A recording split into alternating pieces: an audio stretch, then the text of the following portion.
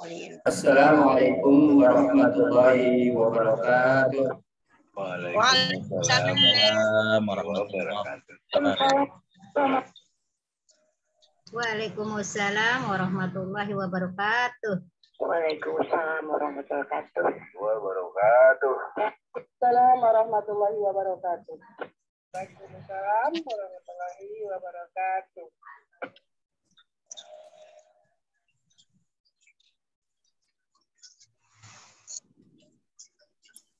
Alhamdulillahi wahda sadaqa wa'adah wa nasara abda wa a'azza junda wa hazamal ahzaba wahda. Asyhadu an la ilaha illallah wahdahu la syarika lah wa asyhadu anna sayyidana Muhammadan abduhu wa rasuluh. Allahumma salli wa sallim wa barik ala sayyidina Muhammad wa alihi wa ashabihi ajma'in. A'udzu billahil azim wa biwajhihil karim wa sultanihil qadim minasyaitonir rajim. Ma'asyiral muslimin, Jamaah Talim Angkasa 56.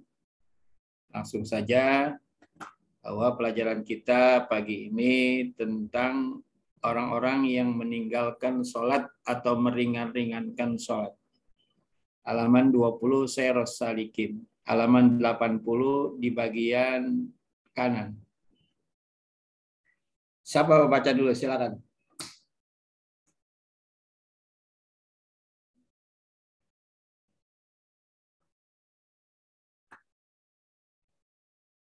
Bu Haja, silakan baca.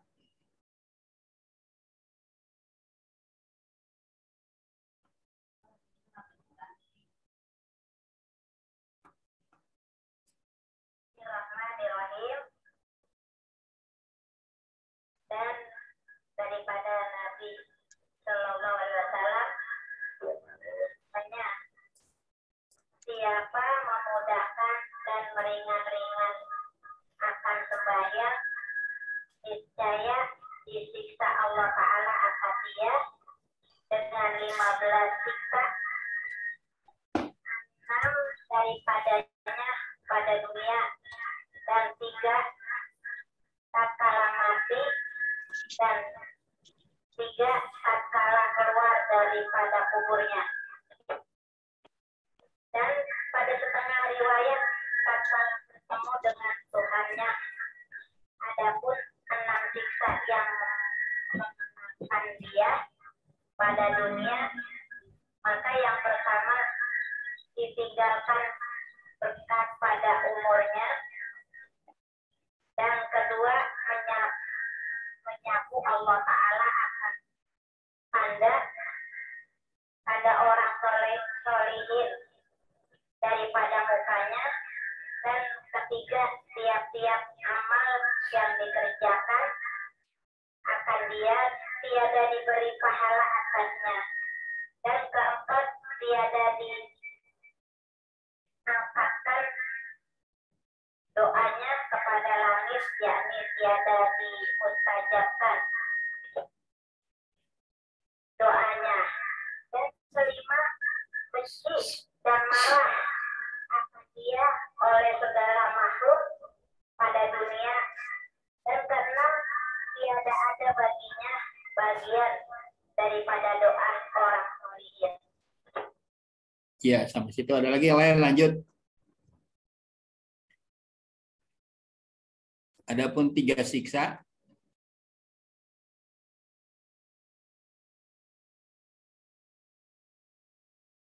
Ya.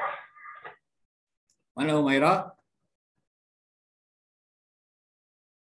Ya bisik-bisik. Ya udah. Bismillahirrahmanirrahim. Nabi bersabda, barang siapa yang memudahkan dan meringan-ringankan akan sholat, niscaya disiksa oleh Allah Ta'ala akan dia dengan 15 siksa. Dicatat. Yang nggak pegang kitab dicatat. Jadi barang siapa yang meringan-ringankan sholat. Meringan-ringankan sholat artinya menunda-nunda sholat. Dikerjain sih, cuma kalau lagi inget aja. Kadang-kadang sholat zuhur udah 2:30, sholat asar udah menjelang maghrib, sholat subuh udah 5:30.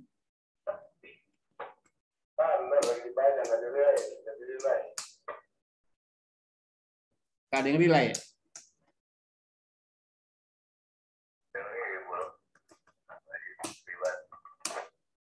Ya. Saya ulangi, Nabi bersabda, barang siapa yang meringan-ringankan sholat, dia akan disiksa dengan 15 siksaan. Meringan-ringankan sholat, artinya sholat cuma waktunya yang diringan-ringankan. Udah mau habis waktunya baru sholat. Sholat zuhur sudah mulai 2:30. Sholat asar udah menjelang maghrib. Sholat subuh udah mau pagi, matahari terbit. Sholat maghrib udah mau sholat isya. Jadi ketika datang waktu sholat, dia tidak peduli kapan aja, yang penting sholat. Nah, orang-orang yang seperti ini, walaupun dia sholat, dia akan mendapatkan siksa 15 siksaan. Kalau ayatnya, fawailul lil musallin, cilakalah orang yang sholat. Orang yang sholat semestinya nggak cilaka, tapi kenapa cilaka? Karena di dalam melaksanakan sholat itu sendiri, mereka meringan-ringankan waktunya. Ada 15 siksa yang akan diterima bagi mereka yang meringan-ringankan sholat. 6 daripadanya di dunia. Jadi 6 di dunia, kemudian 3 ketika akan meninggal. Jadi berapa tuh? 9. Dan 3 tatkala keluar daripada kuburnya. Jadi berapa? 12. Dan 3 lagi ketika nanti di alam dibangkitkan di dalam kuburnya. Jadi semua 15 siksa. 15 siksa tersebut, 6 siksa yang akan dia dapatkan di dunia. Jadi 15 diambil 6. 6 dulu yang dia akan dapatkan di dunia. Yang pertama, ditinggalkan berkah daripada umurnya. Jadi umurnya 50 tahun, 60 tahun nggak ada apa-apanya untuk berbuat ibadah. Sibuk dengan pekerjaannya, sibuk dengan urusannya terus. Ya kan, karena sibuknya akhirnya ya sholat dia tidak lakukan pada tepat waktu. Ngantuk, terus tidur, terus kalau subuh.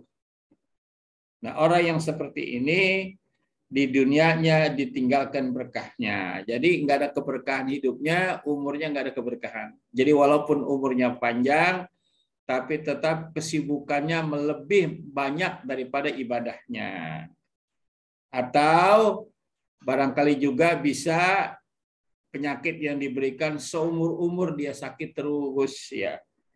Manfaatnya ada kalau sakit agar dia mendapatkan pahala kalau dia sabar. Tapi kalau dia tidak sabar malah dapat dosa.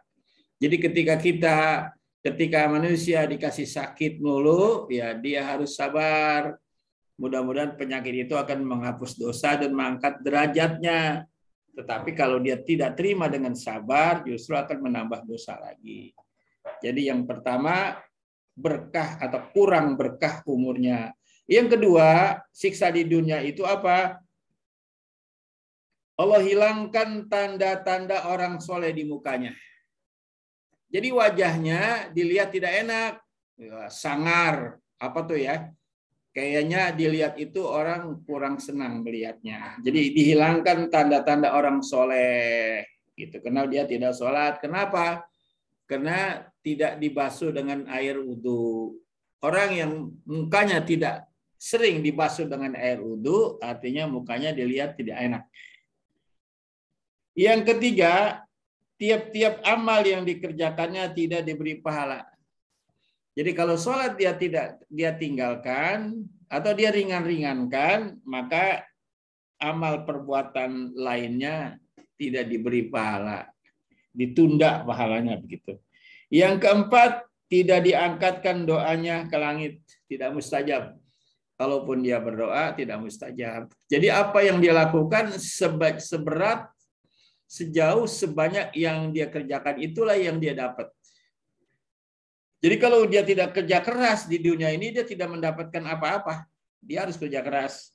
Kalau dia tidak kerja keras, dia tidak mendapatkan rezeki dari Allah dengan benar, kecuali hanya untuk makan. Kalau untuk banyak dia rezeki, dia harus kerja keras. Ya, sesuai dengan kerjaannya, dia baru bisa mendapatkan. Lain dengan orang yang soleh, walaupun tidak kerja keras banyak, tapi rezekinya Allah berikan kemudahan. Itu yang keempat. Yang kelima, benci atau marah akan dia oleh segala makhluk pada dunia.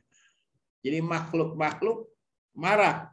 Gunung segera ya akan bergerak, ya meletus, awan dan geledek juga benci padanya.